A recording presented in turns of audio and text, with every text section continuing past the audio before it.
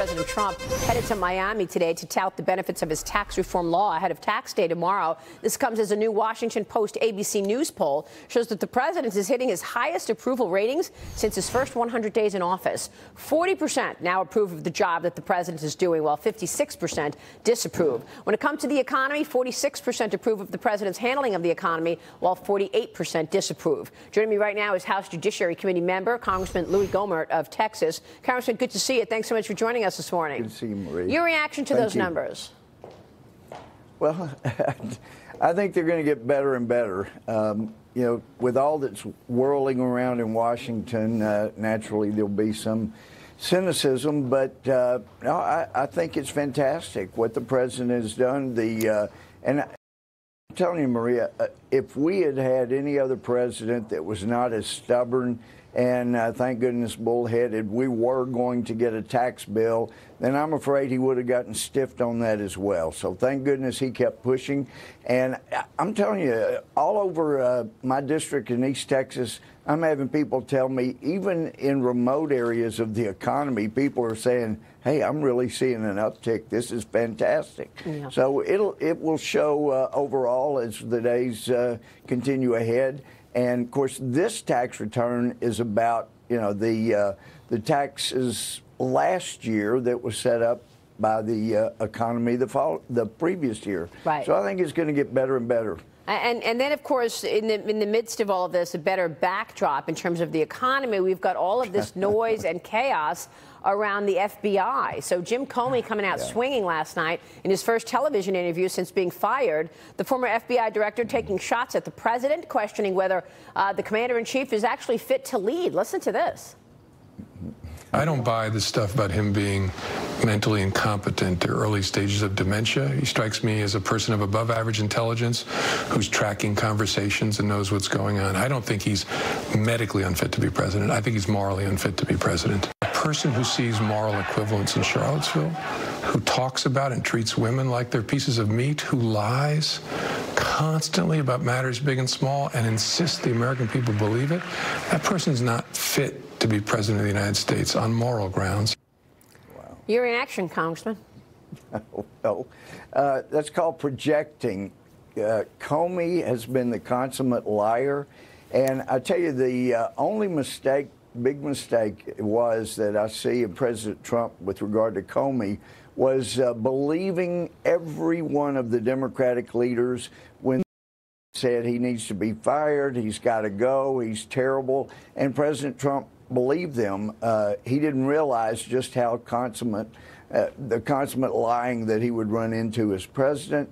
He fired Comey. He had every reason to. But let me tell you, the president's instincts about Comey were spot on. If you look back, when he said, you know, I'm asking for your loyalty, I mean, people have tried to make something dishonest. The president knew there's something not right with this guy. He would rather do a memo, set me up, say I'm lying, be out there trying to help Obama all he can, like his wife. And his instincts were right. He's saying, he wasn't saying don't do anything that might hurt me illegally.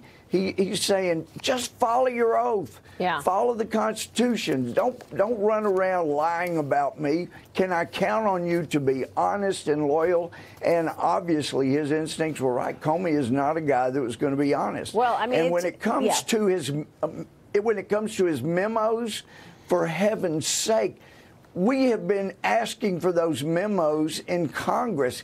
Comey's out there lying about them. McCabe got all these people talking about them, yet he won't even let us have them in Congress. That's got to change. We've got to have those memos, period. Yeah, well, I mean, I don't know what you're going to do to get them. I mean, you know, clearly Bob Goodlatte of the Judiciary Committee, your colleague, has actually subpoenaed for the 1.2 million documents to Rod Rosenstein. And that's like, you know, the subpoena a couple of weeks ago comes on another subpoena a year ago from Jason Chaffetz. And they've been stonewalling you for a year. So I don't know why all of a sudden they would get religion and send you the memos now. I mean, what? You know, your colleagues, Bob Goodlatte, have said, if we don't get the memos, we will hold them in contempt of Congress. So what does that mean? Right. That eventually means impeachment Are you ready to go the whole way here and impeach senior levels of the Department of Justice? That includes Rod Rosenstein, doesn't it? Yeah.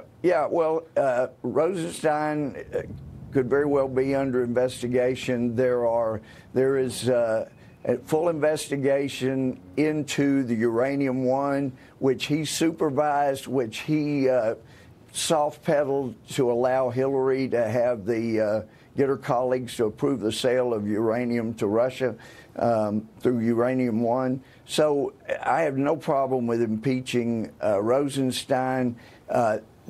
He is a problem. He needs to step down, but he's not going to, because he's got to cover for himself and for Mueller in the uranium investigation. So, and listen, let me make clear, Maria, this would not be like a contempt under Boehner. Boehner didn't want to hold anybody in contempt until he found out we could vote on contempt and nothing would happen. You have to not only vote on contempt, which I feel like we would pass that, but then you take it to court and you get a judge to put people in jail if that's what's necessary to enforce the contempt. And I think people are ready to do that now. It's pretty extraordinary that you've got 3 Republican committee chairmen, including Bob Goodlatte, Trey Gowdy, the chairman of the House Judiciary Committee, the chairman of the Oversight, chairman of the Intel, demanding all of these copies of the Comey memos. Here's what your colleague Goodlatte told me yesterday on this subject.